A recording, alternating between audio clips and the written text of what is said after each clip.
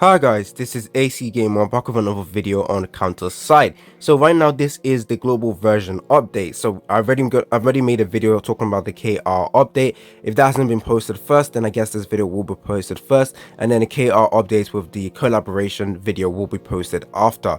But anyways, this video we're going to be focusing on all the updates that will be coming out in September for CounterSide. Now this is actually pretty huge information. We're linking the website down in the comment section so that you guys can have the full what's it called patch note for you guys, because there's a lot of information I would recommend everyone to read. However, I won't be reading every single thing in this video. I will be briefly going over certain all of the aspects, but not in depth and detail. So the first part of this patch note is the fact that the Steam PC client is going to be released on the 1st of September. Now I would like to say that on the 1st of September a lot of update is going to be rolling out to the CounterSide. So new events, new implementation, new beginner beginner missions that you can get more resources. So on the 1st of September it's going to be extremely exciting. Now I do think the SEA version will also get similar implementation, because they also hinted at it like a week ago, so we have to wait for that in the SEA server as well. I really do hope they have the similar implementation with all the beginner missions and all of that stuff,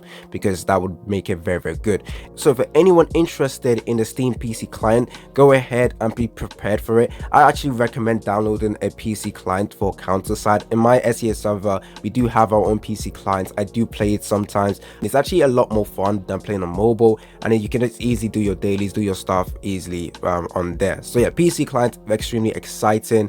Let's go over to the next part, CounterSide. Now at the start of it they were explaining that they were actually going to push forward content in a global server. So they said they're going to implement stuff that were added recently into the KR server, but they're going to add it to the global server. However, they told us not to worry, because they will be giving out even more resources, and they did hint at the fact that they might actually give out the anniversary rewards a lot earlier. And they also hinted at giving, well, not really hinted, they said they're going to release a certain game, what's called beginner mission that came out in the anniversary for the KR version, the 2.5 anniversary, 2.5 anniversary for CounterSide, the KR version. They're going to give us a mission where we can also get a lot of resources. They're going to implement that in the global server. So for anyone worried about the pacing for the CounterSide global, do not worry. The game developers absolutely care about how we guys are going to progress in this game. They're going to give us certain resources that will make it a lot easier to do. So that is going to be extremely exciting.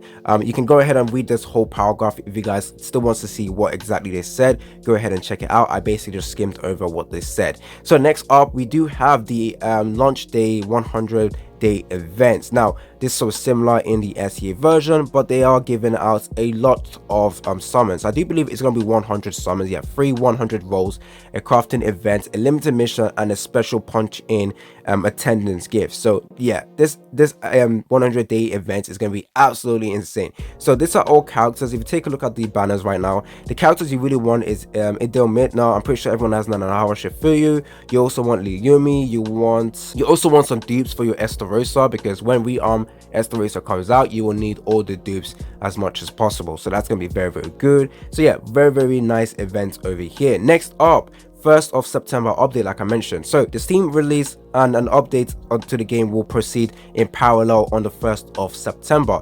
The updates include several quality of life and system improvements, updates already existing in the KR server, along with a new event. So the new event is going to be the Fateful Summer. I do believe a lot of people were asking when the summer skins was going to be coming out, and this is their response for you guys. Now this is another additional skins that will be coming out. There was actually 2 parts to the summer event, I do believe, in the KR and SEA server. However, they're going to be pushing out the skins a lot earlier. So as such, on the 1st of September, the event episode Fateful Summer and the summer skill will be incorporated.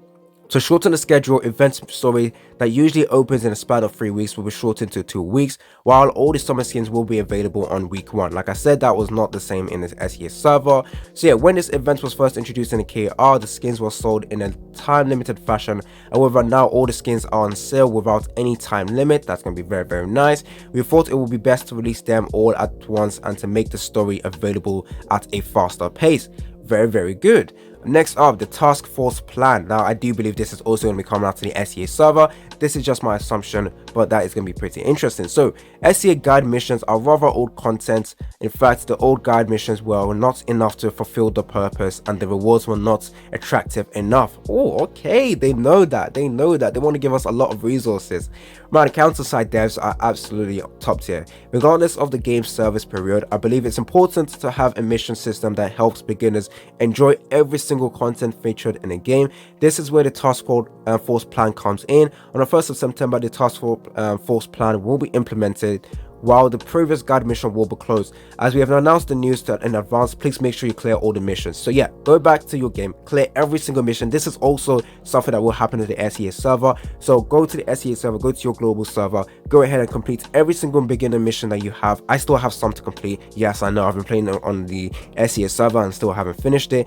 I wasn't really too pressed in doing it, but yeah, listen guys, go ahead and do that. That's more resources for you guys to go ahead and get. Now let's move over to the next part: salary negotiation simplification. Now this is nothing too major. You're just going to cancel the animation screen for the salary negotiations to make it a lot faster. Okay, there we go. Very nice quality of life implementation. Next up, new beginning capital points event. Now this is something that was actually released, like I said, on the 2.5-year anniversary for KR server. This is going to be brought forward to the global server so that many people can actually get more resources. Absolutely love that, and I do believe in the SEA server they're going to do this as well.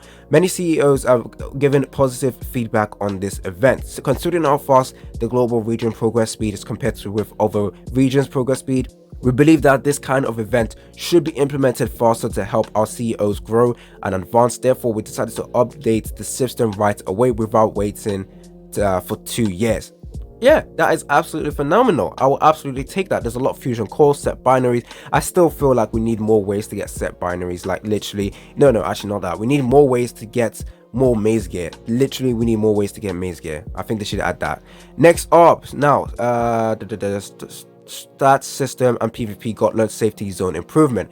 Now, the current server has been in service for 2.5 years, so the overall damage output equation and parallel ability have been renewed, as the existing damage output equations were very complicated and difficult to use. As for the changes in the safety zone, we believe that defending a ship by using tower class employees gives too much defensive advantage to balance it out. So we've made the deployment location a little bit further than original. I'm pretty sure many people know what this means. Basically, usually there is a zone or there's a certain amount of position where you can place your character. Now they've increased it a little bit further so you can push your characters further to the enemy ship. That is actually going to be, I don't know, is it good? Is it bad? Tell me down in the comment section. I would like to hear your opinion on that. So that is all for that. Next up, they are adding relic challenge and exclusive gear upgrade. This is basically meaning that you will be able to get tier 7 gear. I mean, you can already get tier 7 gear with the inhibitor and the other raid stuff. But this, actually no, I don't think inhibitor was already out for the SEA server, for the global server. But they had the Britnia one, the Britia, I'm butchering the name. But yeah, that gear is already as tier 7 gear. Now you can also upgrade your maze gear to tier 7 as well, which, to be honest, even in the SEA server, I'm not gonna lie, I have not even done this. I don't need to do this because in the I could clear most I can clear most, or even not every PvE content without a tier 6 gear, tier 7 gear. The only reason why you'll need this tier 7 gear is to push further in the the PvP. Now I've actually stopped using PvP.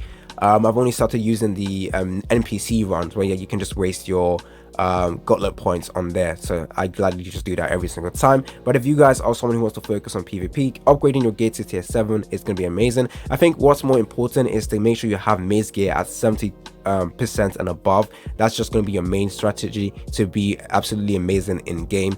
Tier 7 is just an additional stats for you guys to make your characters tanky and all of that stuff. Anyways, that is all I wanted to say. Now this is going to be extremely, let me say this again, extremely difficult. I haven't even done it myself because, like I said, I don't bother with tier 7 gear. Actually, I've done the left side, but the trace of resistance, the nightmare power, is going to be extremely hard, so be prepared. Next up, we do have Shadowplays 4 coming out as well. I believe is this the highest one in the SEA server? I don't think so. I think tier 5, Shadowplays 5 was the highest. I'm not really too sure, but it's not hard. I don't think it's hard. You can still use characters in the Egg Global server now to actually beat it. I think the only character you don't have is the Awaken Seo Yoon, but do you really need her? I don't think so. Okay, but that's gonna be interesting. If you guys want me to make a guide on that, tell me down in the comment section. Side story will be added, so this is gonna be interesting as well to get more items. Now, regarding the Gauntlet strategy battle Gauntlet, now I know a lot of people hated it. Even myself, I did not like it. In fact, I've stopped doing PvP. I've literally stopped doing PvP. Even a strategy battle, I'll just take the rewards I get from my rank right now. It isn't worth progressing further in the rank when the rewards have not been increased. However, it looks like they are planning to change it a little bit. I don't want to read the entire thing. But okay, let's read the second last paragraph. So after listening and reading your feedback, the strategy battle is gradually becoming revised, there we go, to allow our CEOs to feel that you are being rewarded for the victories rather than feeling stressed for repeatedly being defeated and challenged. We will delete the old notification system that sends defeat in-game mails and come back with the much improved system. So that is going to be pretty exciting. I hope in the SEA server this also gets implemented, because I